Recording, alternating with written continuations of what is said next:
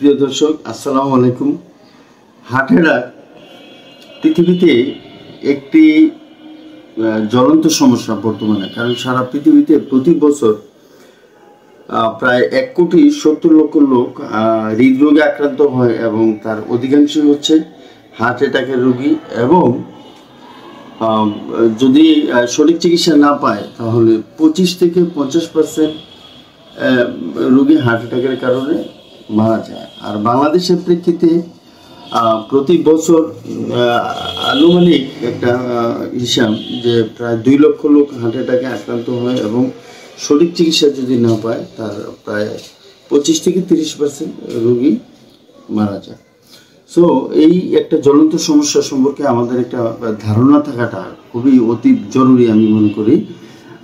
এবং এই ব্যাপারে আসলে আমি আজকে কিছু কথা বলবো যে হার্ট অ্যাটাক কী, এর লক্ষণগুলো কী, এবং এটা থেকে আমরা কিভাবে বাঁচতে পারি, আমাদের কি করণীয়, এগুলো নিয়ে কথা বলবো। তো আশা করি পুরো ভিডিওটি দেখবেন এবং অবশ্যই ভিডিওটি লাইক কমেন্ট শেয়ার করে অন্যদের মাঝে সচেতনতার জন্য ভিডিওটি ছড়িয়ে দেবেন, সে আশা করতেছি। তো প্রথম যেটা আমি বলবো সেটা হচ্ছে হার্ট অ্যাটাক কী। হার্ট অ্যাটাক হচ্ছে মূলত আমাদের হার্টে যে রক্তনালী থাকে, মানে যে ধমনী, সেই ধমনীতে যদি রক্ত প্রবাহ বন্ধ হয়ে যায় কখনো কোনো জায়গায়, তো সেখানে অক্সিজেনের অভাবে সেখানের কোষগুলো নষ্ট হয়ে যায় বা সেখানের কোষগুলো ধ্বংসপ্রাপ্ত হয়ে যায়, আর তখনই সাধারণত হার্ট অ্যাটাক করে। তো হার্ট অ্যাটাকের পূর্বে মানুষের শরীরে কী ধরনের লক্ষণ প্রকাশ পায়, তো সেটা আমি বলতেছি। যেমন প্রথমে যেটা হইতে পারে যে বুকের মাঝখানে ব্যথা বা বুকে চাপ দিয়ে ধরে রাখছে এরকম একটা অনুভূতি হতে পারে। হ্যাঁ, কয়েক মিনিট হতে পারে বা থেমে থেমে হতে পারে এই ব্যথাটা।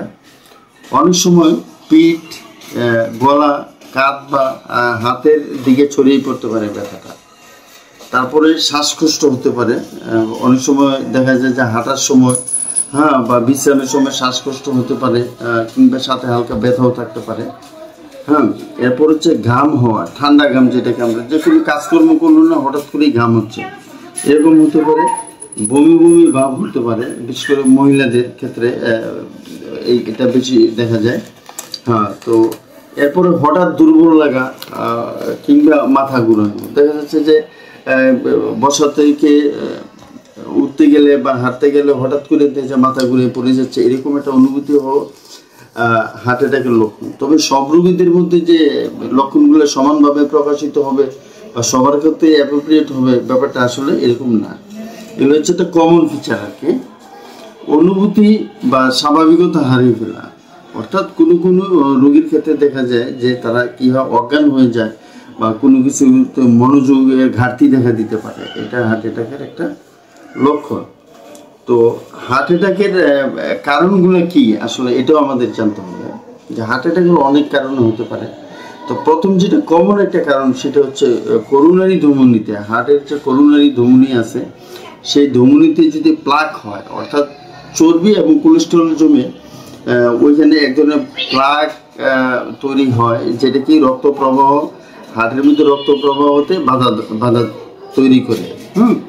তো সেটার কারণে এটা হইতে পারে, অর্থাৎ হাড়ের ধমনীতে ব্লক হওয়া, আমরা যেটা বলি সহজ বাংলায়। আচ্ছা, এরপর হচ্ছে 2 নম্বর হচ্ছে উচ্চ রক্তচাপের কারণে হতে পারে, যে উচ্চ রক্তচাপের কারণে ধমনীগুলা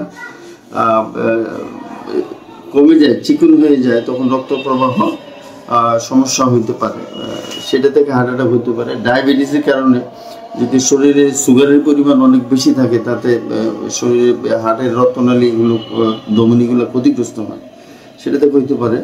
উচ্চ কোলেস্টেরল, যেটা আমাদের শরীরে যে খারাপ কোলেস্টেরল, যেটাকে এলডিএল বলি, তো সেটার কারণেও কিন্তু হার্ট অ্যাটাক হতে পারে। ধূমপান, মদ্যপান কিংবা মাদক সেবনের কারণে হতে পারে। অতিরিক্ত মানসিক চাপ বা স্ট্রেসের কারণে কিন্তু হার্ট অ্যাটাক হতে পারে।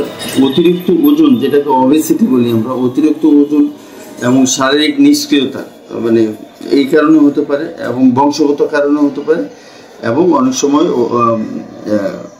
হরমোন পরিবর্তনের কারণে হতে পারে, বিশেষ করে মহিলাদের মনোপজের পরে যে সময়টা, সেই সময়টা হতে পারে।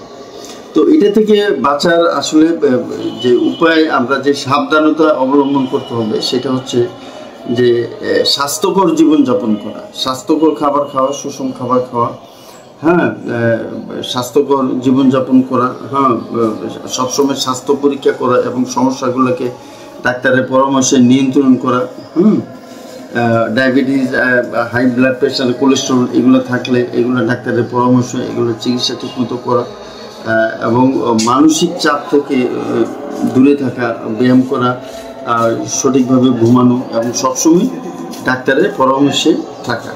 তো এইভাবে যদি আমরা জীবনযাপন করি তাহলে আমরা এই হার্ট অ্যাটাকের মতো একটা মারাত্মক সমস্যা থেকে মুক্তি হতে পারবো। Thank you everybody. আল্লাহ হাফেজ।